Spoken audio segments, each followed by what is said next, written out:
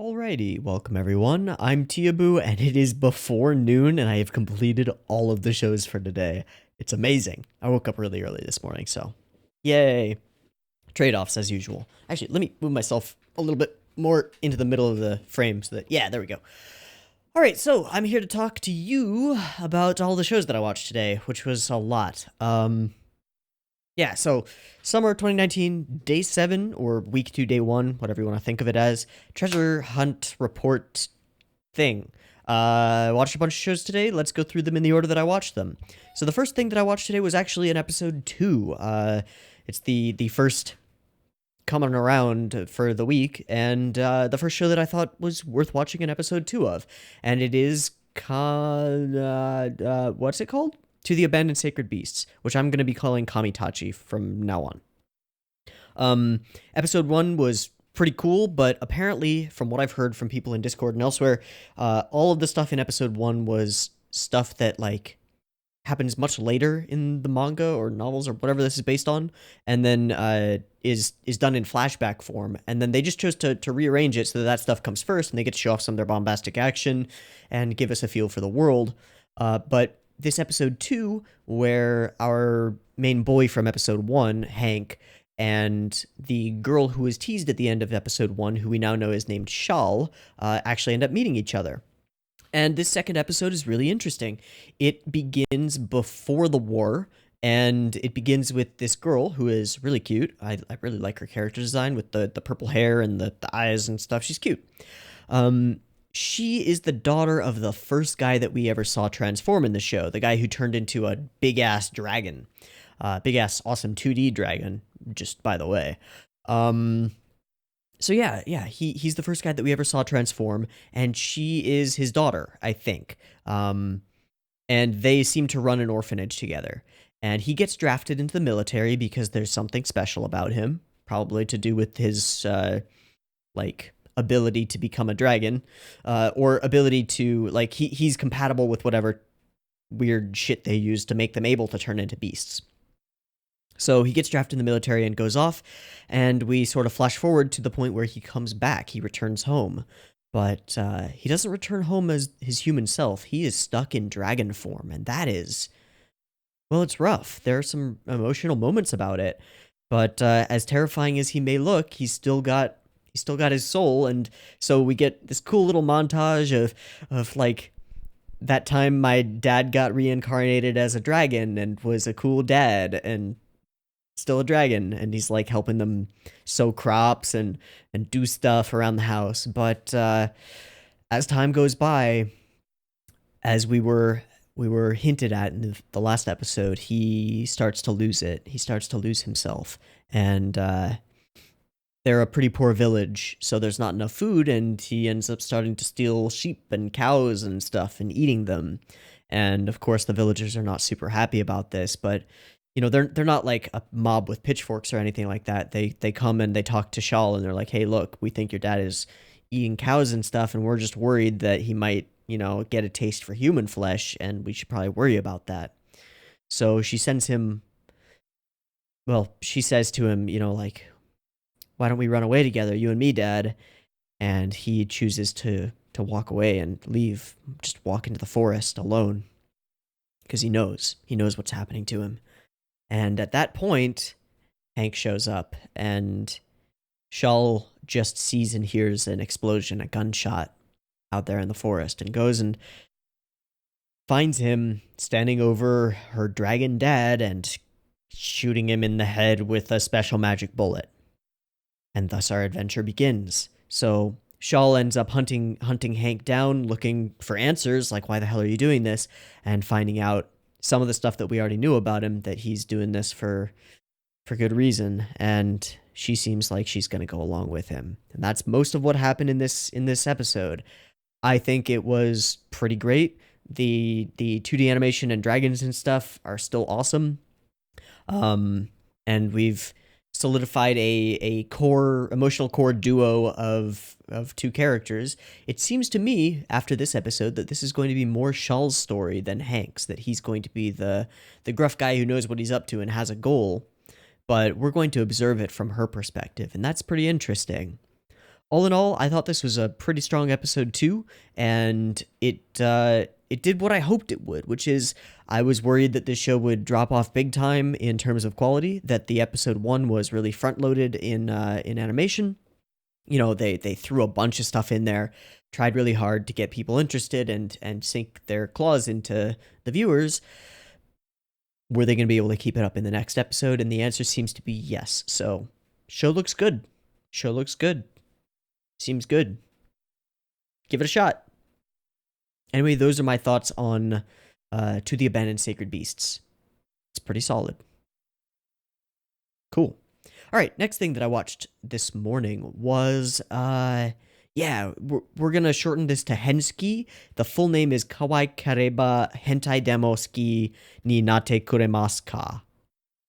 Henski. It's like something, would you fall in love with somebody who panties?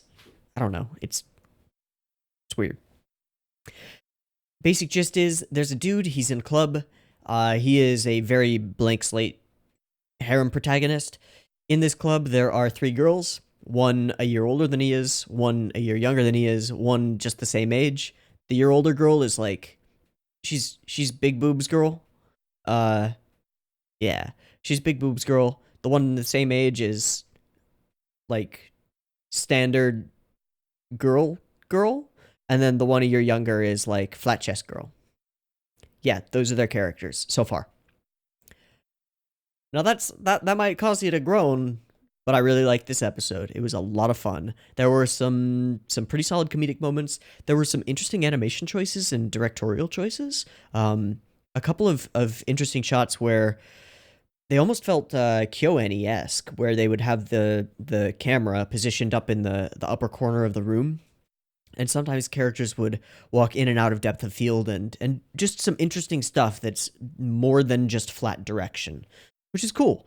The character designs of the girls are all pretty damn cute, and when we see some skin, and we do, pretty damn sexy.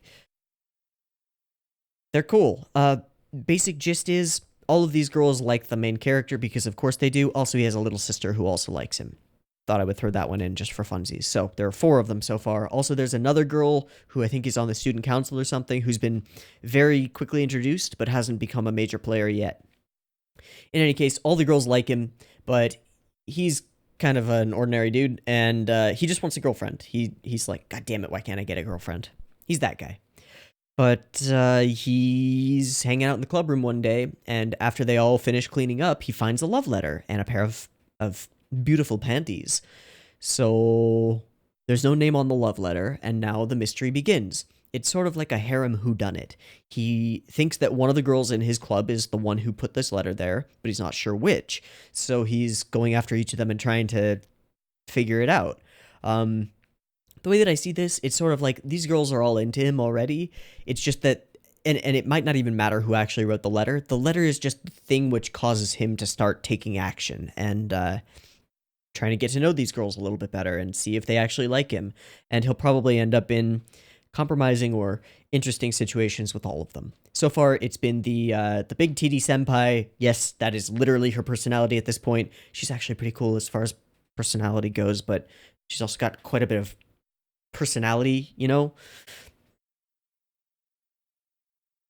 It's fan servicey. Not over the top, though. It's got some cute stuff. Main character's kind of okay. There's some interesting animation. It's a step above average. General aesthetic and design is like, it's okay. Nothing super duper stellar. It's still got that sort of overly bright sort of aesthetic that I don't really love too much, but it's not to the same extent as some of the shows we've watched over the course of the last week have been. It's okay. But I had a lot of fun watching this episode. I'd say if you like this kind of harem school comedy stuff or are cool with it, give this episode a shot. It could make a case for itself as a pretty solid show for this season. Okay. So those are my thoughts on Henski. It was fun. Oh yeah, I forgot to mention this, so really quickly, just by the way, the big titty senpai is into pet play. Okay, bye! It's pretty fun. Next thing that I watched was Arifutera Shokugyo de Sekai Saikyo, from Commonplace to World's Strongest. This is Studio Azred and White Fox. Reads like the most generic thing ever. It reads like an isekai mishmashed up with the irregular at Magic High School. Average otaku and his whole class get summoned to a fantasy world, and the otaku guy only gets one weird ass, like weak ass ability, and everybody else gets super abilities. I made it about halfway through this and then skimmed the rest of it. It's shit. Like, I hate this.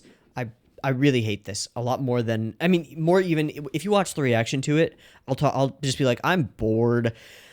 But after like letting it settle for a little while, I hate this. I really do. Everything in the show turns me off. The main character turns me off. The designs turn me off. And oh god, the fucking CG. You remember the PA Works show from last season? What was it called? Fairy Gone. That's it. You remember Fairy Gone? The CG monsters in this they're like that, except a lot worse. A lot, like markedly worse. Terrible frame rate, awful shaders, they look like shit. Absolute garbage. So what happened in this episode is main guy, like something happened to him when he sucks, right? Everybody in his class thinks he sucks. But he goes on a raid with them anyway, and one of them betrays him and tries to kill him, I guess. And he ends up, like, in the deep levels of the dungeon, where he's super, super duper underleveled and stuff. Oh yeah, by the way, there are, like, stats and stuff, like it's a video game, but it's just isekai. It's just steeped in those tropes. So he ends up in this darkest dungeon area, and gets his arm chopped off by a monster. And then he wakes up in, like, a little, like, cavern she got into somehow. I don't know. And there's, like, a glowing thing.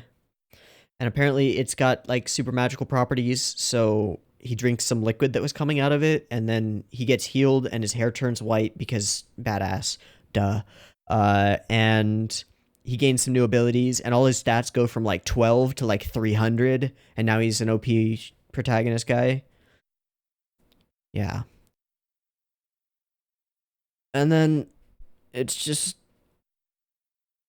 Duh. The episode was really boring.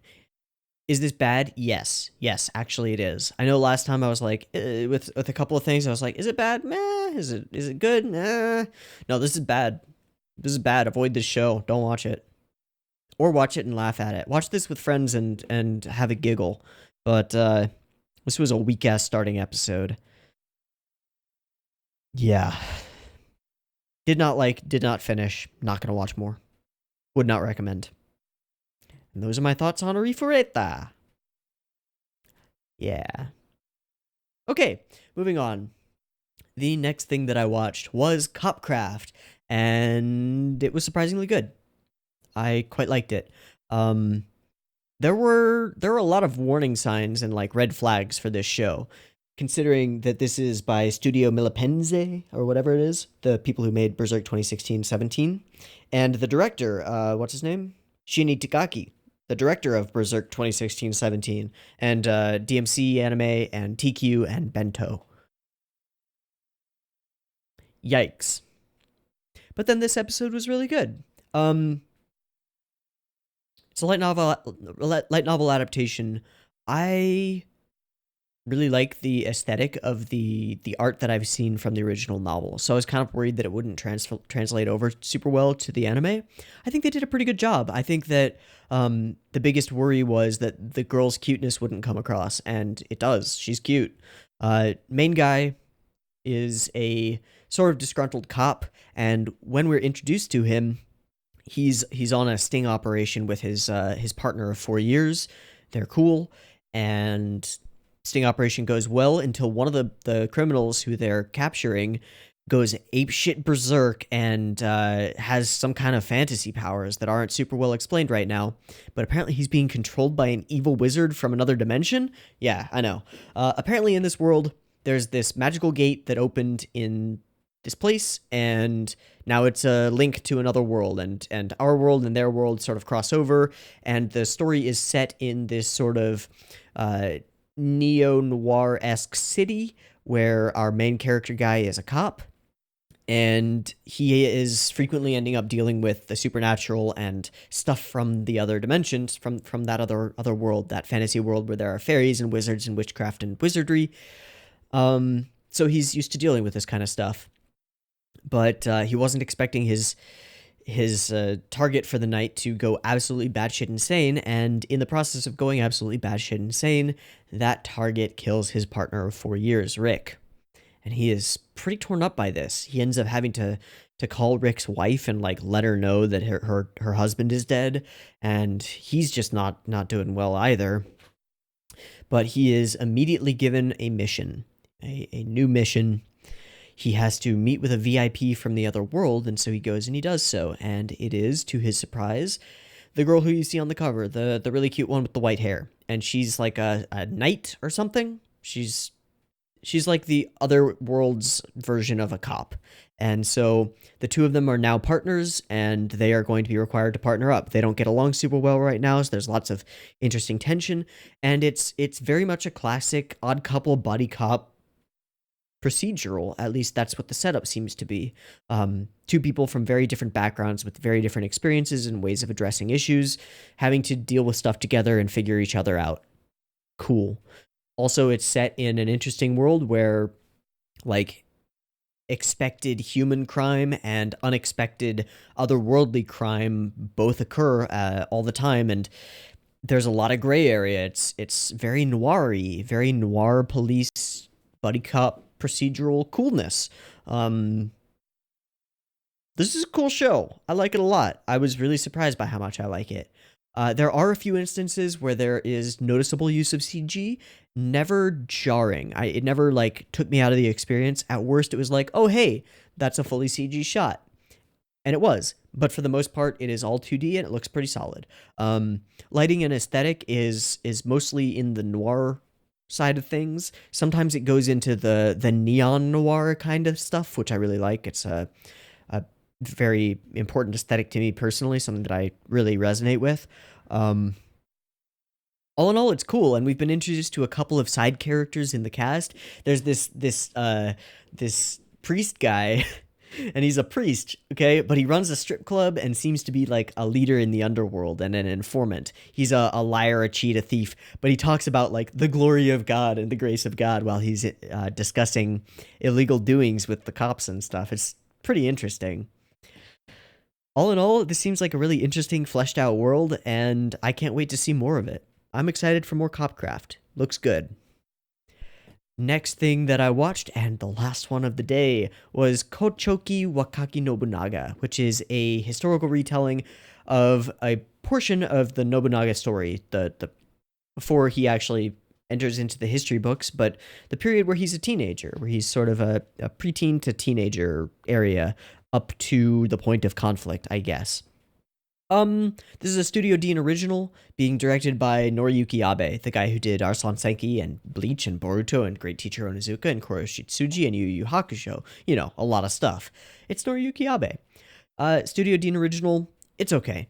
Nothing from this show like reached out and grabbed me, but nothing turned me off too much either. I was kind of bored in the middle, but the second half of the episode got a little bit stronger. There was a little bit of dramatic tension there. We meet Nobunaga as a young boy. Is this a pretty boys show? And follow him and some of his young compatriots around as they get into, well, in this episode, a bit of mischief. He's doing a steal from the rich, which in this case is his father, and give to the poor thing, because he's made friends with a bunch of street urchins. And his father does not quite approve of that. It gets interesting and pretty tense near the end. I won't spoil anything. Just in case you want to watch it. It's okay. General production is right on the average mark. Maybe half a step above. Maybe. Character designs are nice, but the backgrounds are okay, and it's like, it looks alright. The show's fine. As I said, nothing really reaches out and grabs me about it. It's kinda boring. At least this first episode was. It's potential that's just because there had to be like a good bit of exposition in there, stuff like that. But I don't know.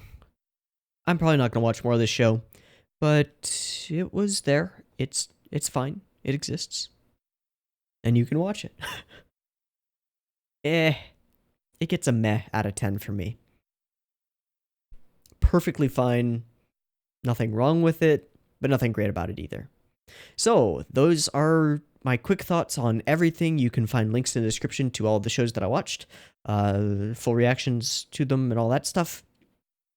Of the shows that I watch, I think that that Kamitachi, Sacred Beasts, is making a case for itself as a pretty solid show this season. I think that Hensuki was really fun, and I really enjoyed that first episode. And I think that Copcraft has the potential to be something really solid. But we'll have to see how it goes after this first episode. Arifureta, I thought was crap, and Kochoki Wakaki Nobunaga I thought was just alright and nothing super special. So my winners for the day, if anything, are Hensuki, I think is probably my favorite of the shows that I watched today, oddly enough. After that, it's hard to say between Sacred Beasts and Copcraft. They're both pretty solid seeming. We'll have to see. But Sacred Beasts has had an extra episode to get inside my brain, so it seems a little bit stronger at this point to me. In any case, this is shaping up to be a pretty awesome season of anime, and today was not really an exception, with the exception of Arifureta, because it was really bad. Everything else was pretty okay. Alright, well, those are my thoughts. I've been Teeaboo. This has been the report for Treasure Hunt Day 7, or Week 2, Day 1, whatever you want to think of it as. I hope you've enjoyed this little installment of treasure hunting as much as I have, and I hope to catch you tomorrow in whatever airs tomorrow. See you there. Peace.